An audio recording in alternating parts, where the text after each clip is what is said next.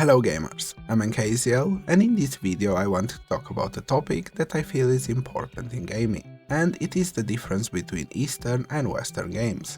It's no secret, I'm a fan of Eastern games, and on this channel I talk mostly about live service games with a focus on MMORPGs. I will discuss the reasons why I like Eastern games, and why often enough I am way more excited about a new title when I know it's coming from the East. That being said, in general there is a distrust for Eastern games, and I don't mean the echo chambers you find online. I'm referring to the silent majority, and this majority is reflected in player numbers. From my observation, an Eastern game needs to be way more outstanding than what Western developers deliver to make it on this market. In general, the initial player base for Eastern games is much lower. If you are familiar with live service games, you will know they end up losing around 90% of their initial player base in the first few months. So, having a bigger initial audience means that you are left with a bigger player base after this period, which often enough can be the difference between them being able to continue development or deciding to close the project. Please do not misunderstand me, this is not a hate video towards Western games. There are both amazing games that come from the West and from the East.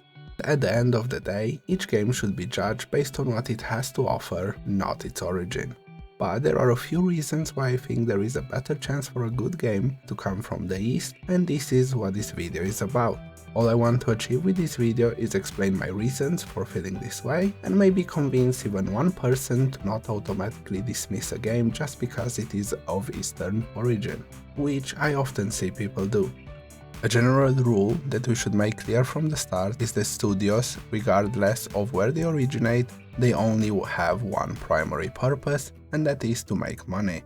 But there are a few differences when it comes to the developers themselves and, as a result, the products they deliver. The first difference that we should talk about is a cultural one, the passion and pride a developer has for their work. People having pride in doing a good job is a massive social element in the East. By comparison, here in the West, even if you don't work in game development, you will be able to see this in any industry. Just look around. Most people do not have passion or any pride in what they do. Their work is just a means to put food on the table, pay the bills and nothing else. They clock in at work and clock out, and in between they do the bare minimum. But let's take a practical example that maybe us as gamers can relate to. Take for example the character creator in New World, a game from a AAA developer from a massive studio that has the resources and can possibly have any excuse for doing a poor job. Do you think that people that made such a poor character creator have any pride in their job? More so, do you think that they feel any shame for doing the bare minimum? Of course, there will be passionate people everywhere, and a game like New World was carried by the environmental artist and the sound design. They did an absolutely fantastic job. And that is why those that have passion and pride are so highly sought after. It is the main reason why so many crowdfunded projects manage to raise so much money, even while sometimes having people with absolutely no game experience and extremely questionable backgrounds. People that would not manage to get a penny from investors that know their field. These people displayed passion and won over the hearts of the general public. Personally, I don't believe one bit in the words some of these people are saying, because I strongly believe that passion and pride in one's work can only be displayed with actions. Games are like a brick wall. Each person on the development team makes a brick, and then they all come together to form a full picture and provide a game for us. So, when a person has passion for what they do, they, more often than not, try to do a job as good as possible. They show attention to detail in everything they do. Which brings us back to the point of this video. From my observation, if we inspect all these individual components in games, I find it that in the overwhelming amount of cases, Eastern games display much more passion from their developers. Having passionate individuals creating excellent features is far from enough to create a successful game. Every ship needs a captain, someone with vision, someone able to see the big picture and able to direct the development of the game. In gaming, this job is done by a creative director and his team, and this job, even though it sounds simple, is the hardest job in the business, and it is the job that has the highest impact on the games we play. It sounds simple, because anyone can dream big, but there are very few that understand the limitations of either their development team or of the technology, and even fewer that have good and original ideas. On top of this, there is the problem of people in charge not having a vision at all. No matter what game you make, there will be players that are unhappy with the direction it has. Please do not misunderstand me, feedback is very important, but one of the jobs of the creative director and his team is to store the relevant feedback from the irrelevant one and incorporate this feedback into their vision for the game without forsaking that vision. I'll give a few examples. First off, Black Desert Online, the MMORPG that improved in my opinion the most over the years, but in spite of all this, it has never lost its vision. A few other notable games that maintain their vision would be games like Warframe, Final Fantasy XIV, or the Dark Souls franchise. There are plenty more, but these are a few off the top of my head. On the other hand, you have games like World of Warcraft or Call of Duty that completely lost theirs. Again, I am not saying that only Eastern games maintain their vision. I just think it's more likely for successful games from the East to maintain theirs and not let it crumble under player pressure. Another element where Western developers are very far behind the Eastern ones is updates. When I say updates, I mean everything from content, events, engine updates, and balance patches. I strongly believe updates are extremely important to a live service game. If the game is delivered as a live service, and the players of the game are expected to enjoy it for a longer period of time, sometimes even years, regular updates are an absolute must. And this is one element where I feel like Western developers are not even close to the Eastern ones. In all fairness, Western developers are trying to do better, and lately we have seen the seasonal format being adopted over the usual expansion format. But even so, they are falling far behind in terms of both quality and quantity.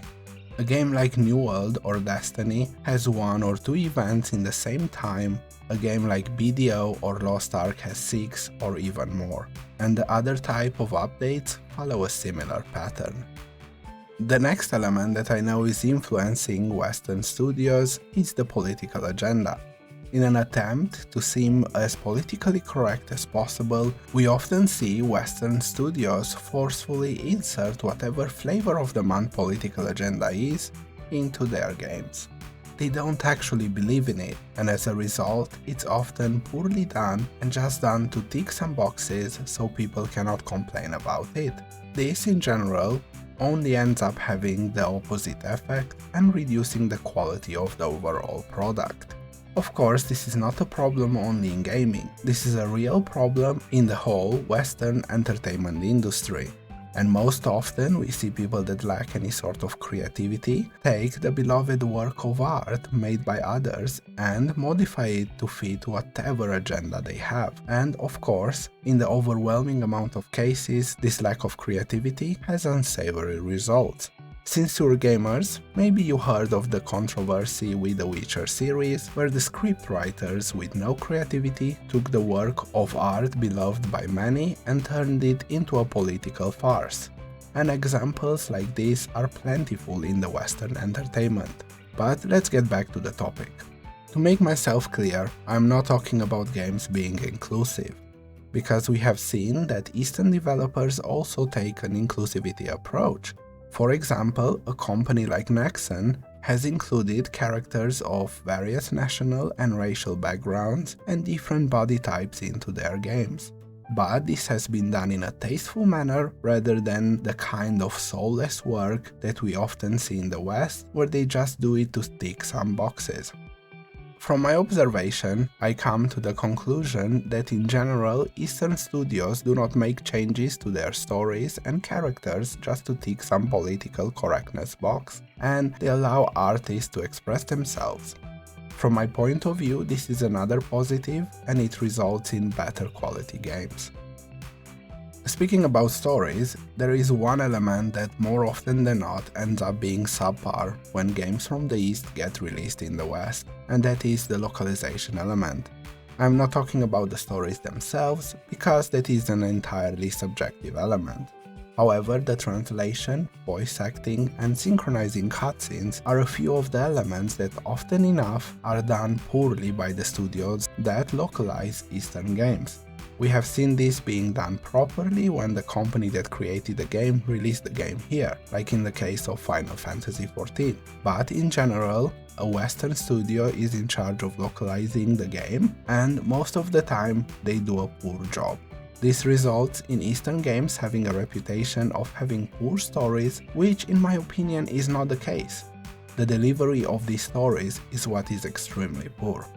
I can only hope moving forward, these localization elements of Eastern games can be brought up to par with what Western games have to offer. The last thing that I would like to mention, because it's often brought up when discussing Eastern games, is monetization. A sentiment that I often see echoed is that Eastern games are just cash grabs or pay-to-win games.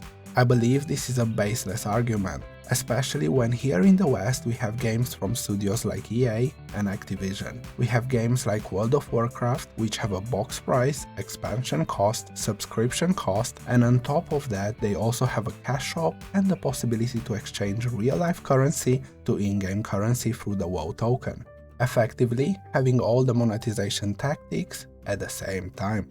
The Eastern counterpart to World of Warcraft is Final Fantasy XIV, and from a monetization standpoint is doing a much better job. In general, I think similar games from the East often have much better monetization than the Western ones. At the end of the day, each of us needs to decide for ourselves which monetization models are acceptable, but from an objective standpoint, I believe Eastern games do a better job than Western ones. These are the main reasons why I'm way more excited when games from the East get released here, and why I believe they should be given a better chance on the market, and hopefully, just like we have seen Western studio ramp up the update schedule and attempt to compete with Eastern one, I can only hope that good elements that Eastern games bring will push Western studios to do better. If I forgot something or you have a different opinion, feel free to let me know in the comments below. If you made it to the end of the video, thanks for watching. Feel free to like, subscribe, and all that jazz. See you in the next one, gamers!